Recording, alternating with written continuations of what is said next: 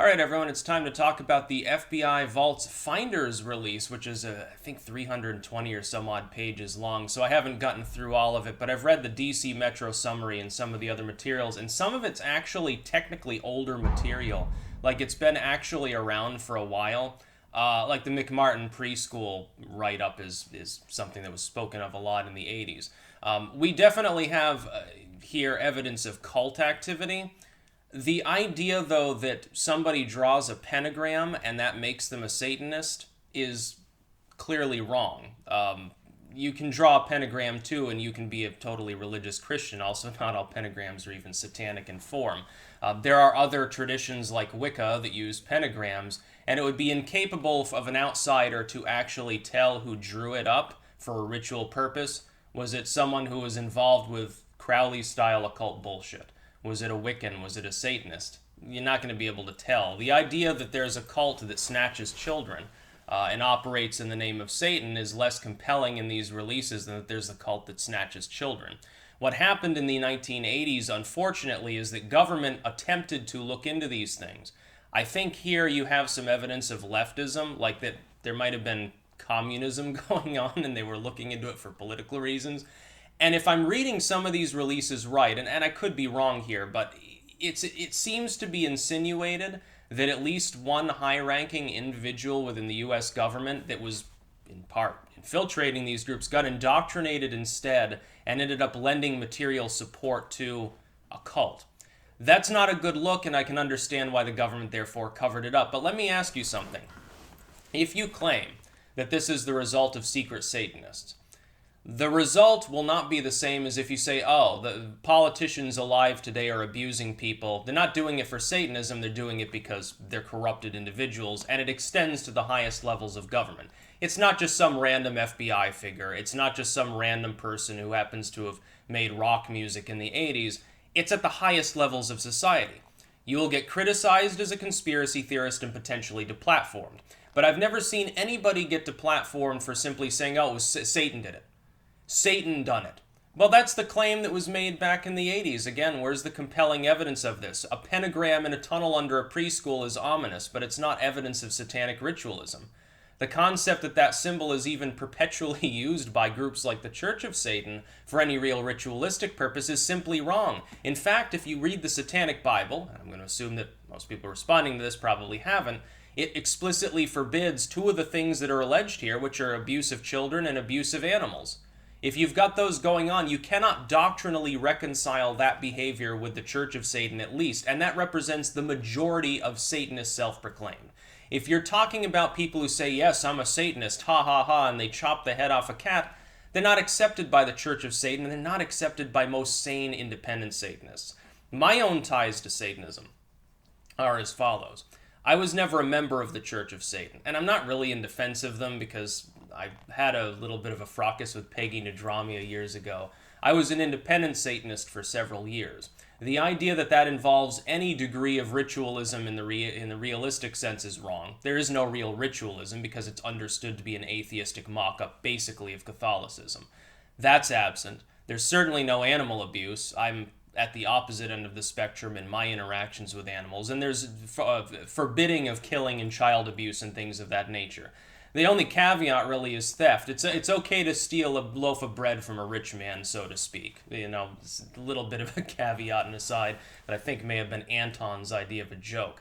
As far as other satanic groups, you have to understand, I'm not an expert on every single satanic group that could exist, because if you have a cult of 10, 20 people with their own internal documents, which are under lock and key and classified and shit, I'm not going to know of their practices. If they call themselves Satanists, I think that, again, they wouldn't be doctrinally accepted by any of the groups that use that term before they often existed.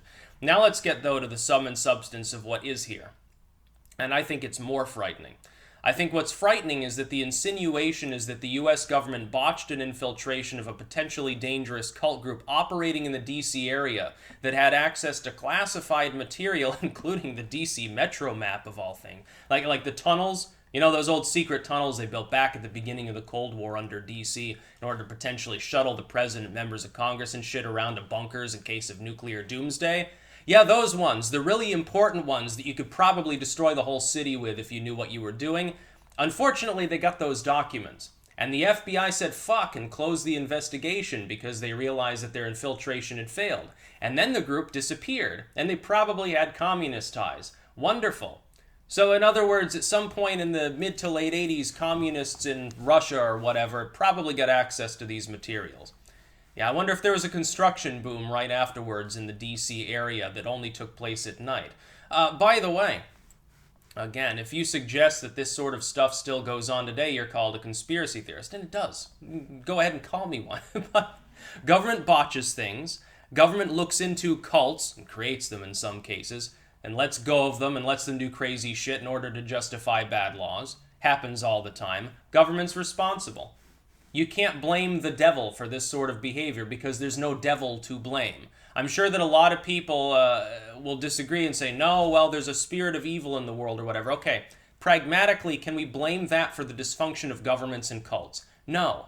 If they sit around in a circle chanting hoodoo voodoo nonsense around a pentagram, the devil is not going to show up medieval style like they said back in the burning times and tell them, if you kiss my ass in the literal sense, I'll let you fly.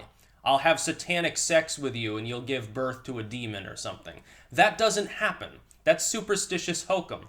The Satanic Panic goes further than claims of criminal behavior, though. The Satanic Panic, the problem here is that that particular moral panic was used to denote anything that conventional small-town American Christian culture, largely, in the 80s found bad. They didn't like heavy metal. They didn't like the early roots of rap, certainly. Rock music in a general sense. A lot of the movies that were on, slasher flicks and things. Some of the TV shows at the time. Reagan was called the Antichrist at certain points.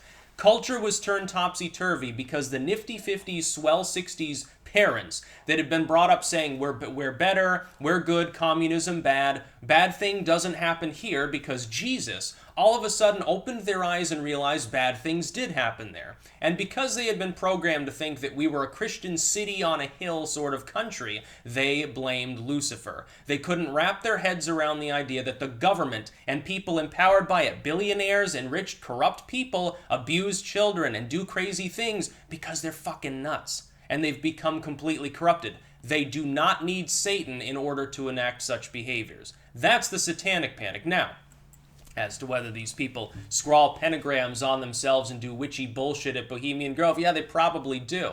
But that's not Satanism. That's called a bunch of fucking crying man-babies with more money than sense deciding to hold mock-up rituals and cremate statues or whatever they do there. Nixon apparently getting invited there started talking about people wanting to piss on trees and walk around naked. Very interesting. So there's my reaction to it. It is worrying, and it should be looked into further. The fact that the government wasn't forthcoming about the fact that this group existed just lent more air to the fire that was the Satanic Panic. Some of the prosecutions and witch hunts that happened are therefore the government's responsibility for withholding this specific information. This could have prevented the Satanic Panic had it been released at the time. But no, it got classified. Let the Christian people of this country just believe that anytime something goes wrong, it's the devil that did it. Because then we don't have to take responsibility for the fact that we fucked up yet again, and we didn't defend the people, and we didn't defend groups of children at McMartin Preschool or wherever. And I haven't fully, by the way, looked into those particular documents. It's probably true, but that doesn't mean it's Satanism. It means it's a cult. Not all cults worship Lucifer, even in the ironic sense, so something to keep in mind there. That's about all. Peace out.